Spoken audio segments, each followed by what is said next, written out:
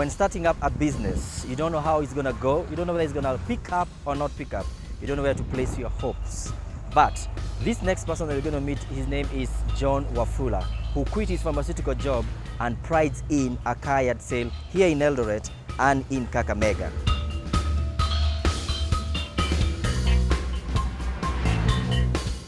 There is a soaring demand for new imported vehicles in Kenya, although the major challenge has been the delicate process of importing the vehicles, shipping them, clearance and registration at the port of Mombasa. This has opened new business opportunities for entrepreneurs to delve in and make super profits as they help individuals, car dealers and corporate clients import vehicles direct from foreign states.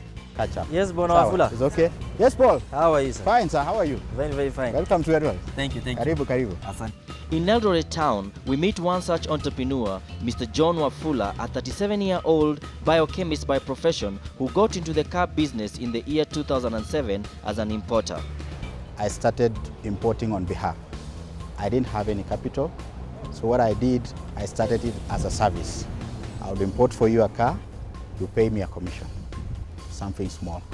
And it grew to a level where the orders were a bit many. At the initial stage, he would import vehicles for his clients at a commission. The business grew faster than he anticipated, and due to the emerging dynamics of the business, he had to expand the business to accommodate more clients. So, and then people reached a place, they want something that they can see that is already there. Some of the customers will not trust me with their money, they want something that is there. That's when we started thinking about opening a car yard 2 years ago. That is in 2012.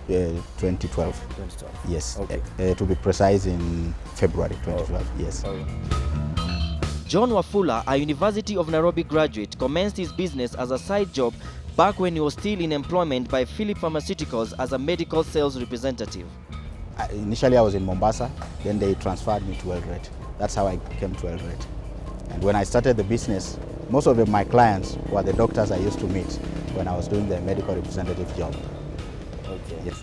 So now you have a bigger clientele now. So who are your clients now? Most of my clients come by referral, especially the people I imported for. Some of them, the people I've sold to, those are most of the clients that come to us. And also we do online marketing. We use Checky. We also have a website, and that's how we get our clients. At that time, when he decided to expand his business and open a vehicle yard, he was able to raise the needed capital from his savings. I'd also established some relationship with the banks, so they were able to finance me a little bit to start this car yard and the other 2 yards. He started this yard with only 3 cars and has managed to increase the fleet through reinvesting the profits he gets from the sales back into the business. Some of the people I imported for reached a place and some of them wanted to sell their cars, so they could bring to me to sell for them. He asserts that any successful business has to find dynamic ways into getting new clients and retaining existing clients. Today, John Wafula has 3 car yards in different regions and a trained workforce of 16 employees whom he credits for their high level of professionalism and good customer service. You know, when I sit with my staff every Monday morning in the meeting and, we are talking, seeing them grow, I feel there's that I'm also doing some impact to this generation. And I would really want to do that. So that gives me a lot of hope. Competition in this kind of business is very high. In order to thrive despite the high competition, John Wafula has sought to ingenious ways of winning clients, which include value addition and good customer service. Of course, competition is something that is healthy. Any business that doesn't have competition, definitely you'll know it's a dying business. And so we try as much as possible to up our game in terms of customer service. We try to satisfy the customer. We also try to do our business with integrity. And we also do value addition. You saw some of the rims, just putting some extras for the customers, and they feel very good. Alarms, those extras, value addition, and the customer feels we're providing something extra for them. So that's how we beat our competitors. Yeah, most of the time, of course, we also have walk-in clients, but we also, as I told you, most of the people, word of mouth, people tell people that these are good people, genuine dealers. They'll give you genuine cars, good cars. And so that is how the word spreads. But we also utilize other marketing resources like the internet. We also advertise on some magazines. Yeah. He acknowledges that making mistakes as an entrepreneur is normal, but these mistakes should form valuable lessons to spearhead one to success. The business started in an office. We just started in an office. We never had a car yard. And of course, one of the things is, this business is capital intensive. And most banks and lending institutions, they want collaterals. And most of us never inherited anything from our parents that you can use as a collateral in the bank. And so that is one of the major challenges. And so you'd have to depend on other people giving you their cars to sell so that you make something. The other challenges, the car business has its own challenges. I would say at one point, when we started the business, I thought about diversifying into car hire. And I started car hire business. I did car hire for some time. It was quite challenging. I lost almost every capital I had built up. 5 times my cars were stolen, and recovering them was a big headache. And so it's like running out of capital again and starting to rebuild again. And so those are some of the challenges.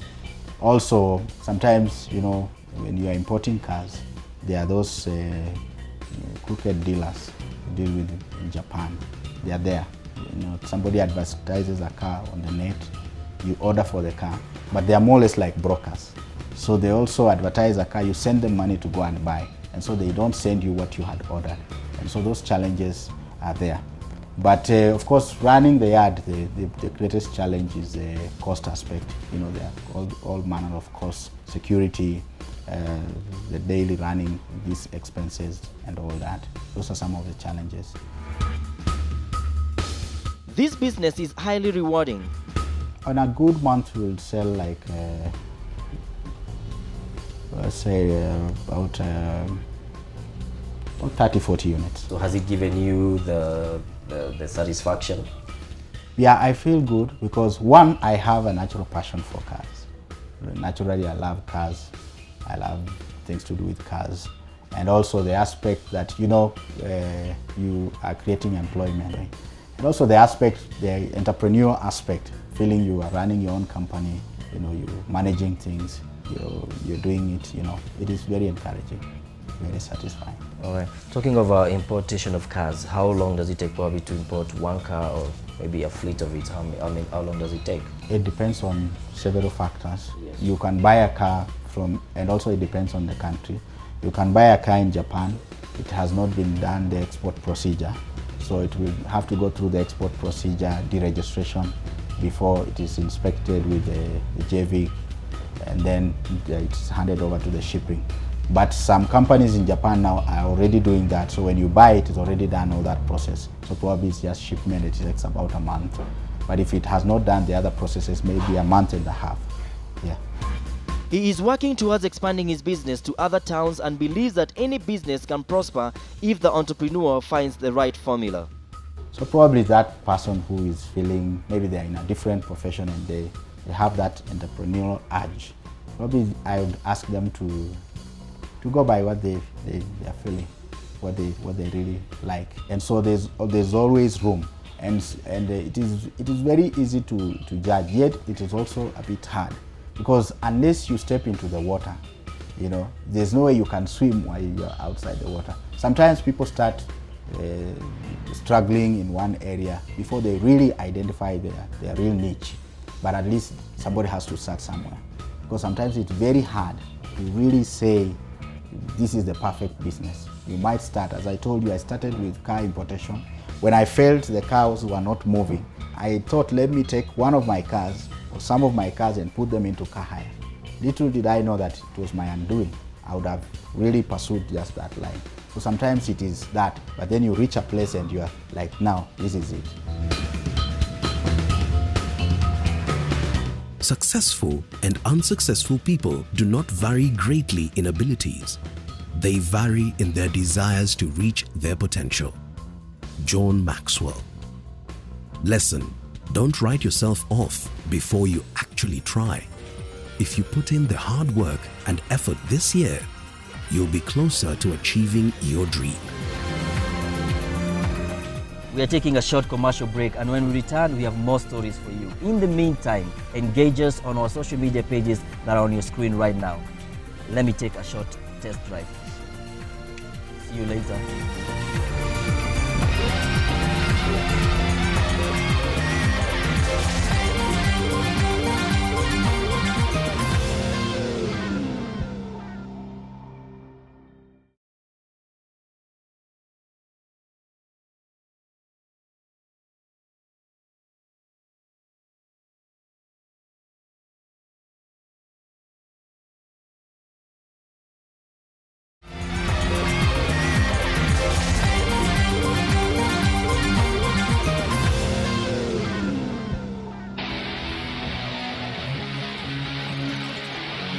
Welcome back to the show. You are watching The Entrepreneur on the Road, and we are in Eldoret.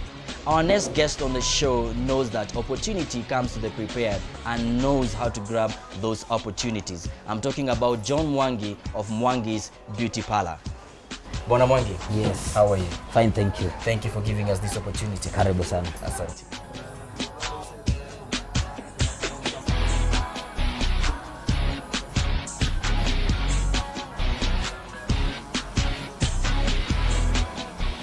Hebu nieleze, ulikuwa mtu wa biashara ama ulikuwa umeandikwa kitambo ama ilikuwaje? Nilikuwa mtu wa biashara. Yeah. Nilianza kufanya biashara ya hawking, kuuza handkerchief, kuuza socks, kuuza hizi suruali za ndani zile za kina baba, hivyo pole pole. So hiyo ulikuwa unafanyia hapa town ya Eldoret? Hapa mtaani Eldoret. Okay.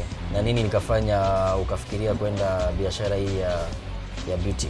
Maisha bwana ilinisukuma kuingia upande huu, maana ulikuwa ukihawk unauza hizi vitu, municipal sometimes wanakushika, unakaa kule ndani siku moja mbili unatoka. So nikaamua ni change biashara yangu. Okay. Yeah.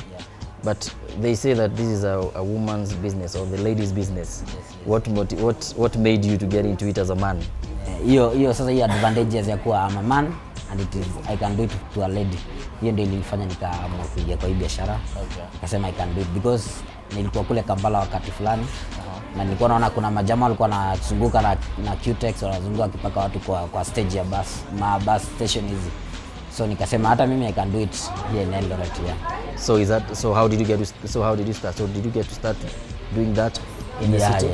Yeah, so nilipata capital kidogo, nikanunua Qtex kidogo, nikaanza kuzunguka from salon to salon, kwa mabaa kidogo at least nikirembeza watu. Okay. Yeah.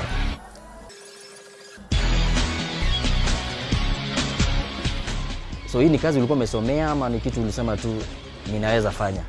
Ni kitu tu nilisema I can do it, maana nilikuwa naona vijana wengine kule Kampala wakifanya, nikasema I can do it. Okay. Yeah. Na hiyo mambo ya hiyo nail art na nini, so hiyo uliweza kusomea ama pia ni katika ujuzi ndio uliweza ni kuongeza tu ile ujuzi, unaanza kusema acha nifanye madoido kidogo, alafu baada ya hapo kidogo nikasema sasa nirudi shule nikakuwa sasa professional na kwa field sasa. After working for several years as a hawker in Eldoret, he graduated to the nail art business. Unajua kuna mtu anataka kujua hiyo capital ulianza, ulikuwa ni pesa ile ya hawking ama ni pesa nyingine ulikuwa umesave ama ka loan kidogo? Ulitoa wapi pesa ya kwanza hiyo biashara ya kuzunguka? Nilifanya kwa ile hawking ile.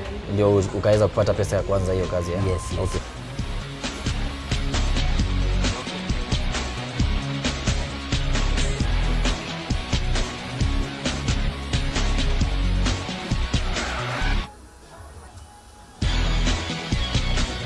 After establishing the business and running it for several months, he opted to go back to school and learn more about nail art and cosmetology so as to be more professional and offer better services to his clients.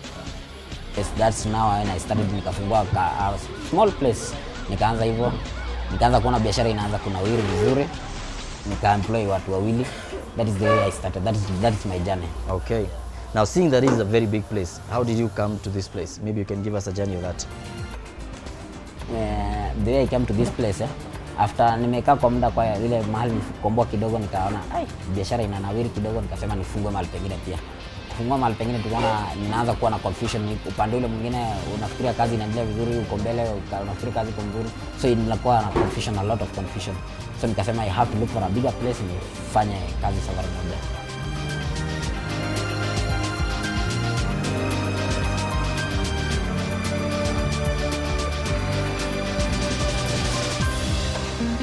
Naona pia ni pale pakubwa. Sasa umeajiri watu wangapi? Zaidi ya watu 25 ndio wako wanafanya kazi hapa? Yes. Okay. Na tukiwa tumekaa hapa tu unaona bado wateja wanaingia moja kwa moja. Kwa siku unapata wateja kama wangapi? Hawezi pungukia 150.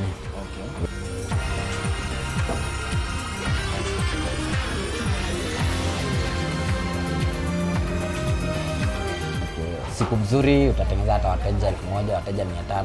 1000 kwa siku moja? Yeah. Ama kwa wiki moja? Siku moja. Siku moja 1000? Yeah.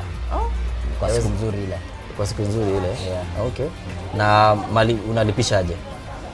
Okay, inategemea na services. Kama unataka pedicure tunalipisha 400, kama unataka manicure tunalipisha 300, kama ni nail art tunalipisha 100 bob, kama ni eyebrows tunalipisha 50, kuna 100, kuna 120. Na nywele pia ina vary na prices tofauti. Okay. Yeah. Wateja wako ni akina nani? Akina mama, akina dada, ama kuna wanaume pia wanaingia hapa? Pia akina baba tunahudumia. Okay. Yeah, wote tunahudumia, akina dada wote tunahudumia.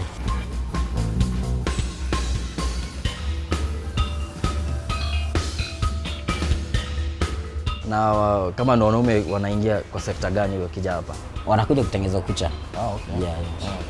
Tunatengeneza kucha, tunafanya pedicure, manicure, hata facials pia tunawatengeneza. Okay.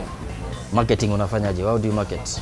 Marketing is tunatumia ile inaitwa neno ya word of mouth. Okay. Yeah. What else do you use? Hiyo peke yake? Hiyo tu peke yake. Hakuna mambo ya internet, social media, vitu kama hizo? Internet kidogo sana. Kidogo sana, yeah. Okay. Mwangi has learned to overcome his challenges, and his main focus is on improving his quality of service to satiate his clients. Hii ni biashara ambayo ina watu wengi sana. Ukiingia kwenye jumba lolote katika kaunti yote, matauni yote, utapata mlango moja ama mwingine utapata kuna salon, kuna nini. So unajiwekaje juu ya mchezo huu? Mchezo kwanza lazima uelewe kwanza vizuri.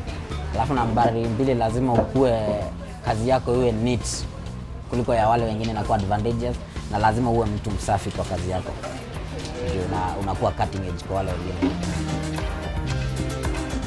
His immediate future plans include opening more branches nationwide and making Mwangi's Beauty Parlor a household name in Kenya's beauty industry. You can enter a business premise and one door and the next are doing the very same thing. But what makes one unique is how different their services are. From our 2 guests tonight, you have learned that. I am Paul K. Maura, and from here in Eldoret, on behalf of the entire team, it's a good night and God bless you.